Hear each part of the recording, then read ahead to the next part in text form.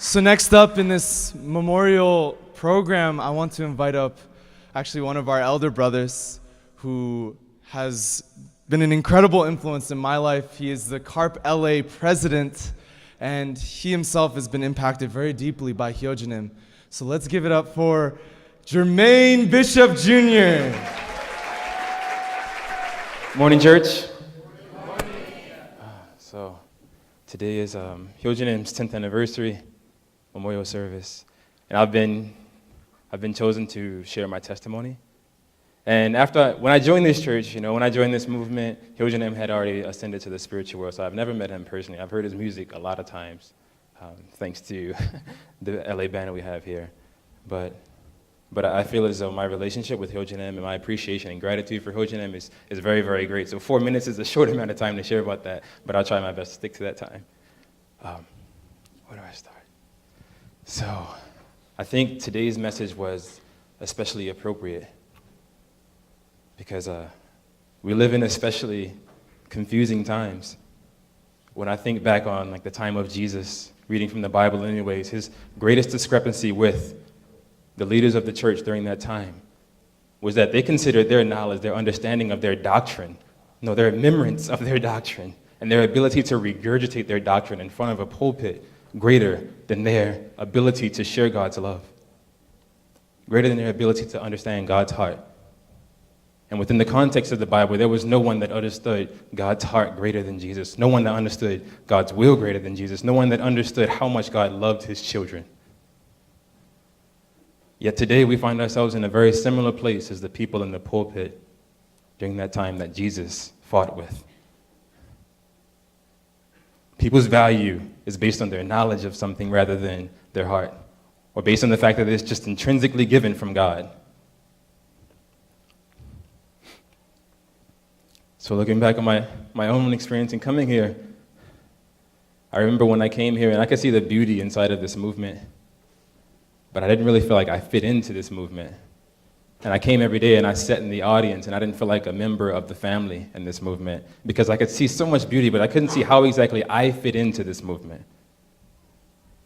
And the reason I mentioned the story I mentioned before is because I feel like Hyojin was one of those people who really understood the heart of God, who wanted to be a mediator for God's love. And the reason I couldn't see myself fitting into this movement is because I saw so much things that I didn't like about my past. And I thought to myself, what have I done to deserve to be right here today? Out of all the people that I've grown up with, that I see in nasty predicaments today, what have I done to be here today? And then somehow I was here on a Sunday, and it was Hyojin's memorial service probably about 3 years ago, or 4 years ago. And Matt Ishizuka and the LA band were playing one of Hyojin's songs, and I had never heard of Hyojin before that. Had no idea who he was. They said his name, but I just completely went past me. But somehow he was playing this song and it had so much power and so much emotion that I just started crying.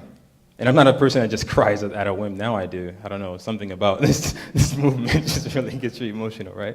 But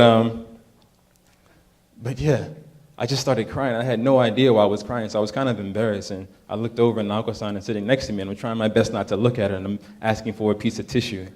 And without even thinking, she just digs in at first and hands it to me, then she triple takes at me. And she sees that I'm crying. And I guess just being really attuned to what was going on, she didn't have to ask why was I crying. She just started to immediately explain the life of Hyojin and how he struggled so much. And he faced so much persecution. And even though he faced all those things, all he ever wanted to do was give back love. And I went back home and I researched more on the internet. You can find some nasty stuff on the internet. Yeah, because there's no one to keep us accountable of what we say there. So I saw all the nasty things that people had thought and said about Hyojin, and I saw the things that he had actually went through and decisions he had actually made that were not good. But I also saw a person who didn't allow that to bog him down, that didn't allow that to stop him. So when I look at Hyojin, I see someone who is a representation of the fact that God doesn't care where you've been. God only cares where he can take you if you allow him. So I hope that we can all appreciate Hyojin on this day and just uplift, and I hope that we can start this with one thing before I go. If I say Hyojin, you can join me in appreciating him by saying 사랑합니다. Everybody got it? Hold on, wait now.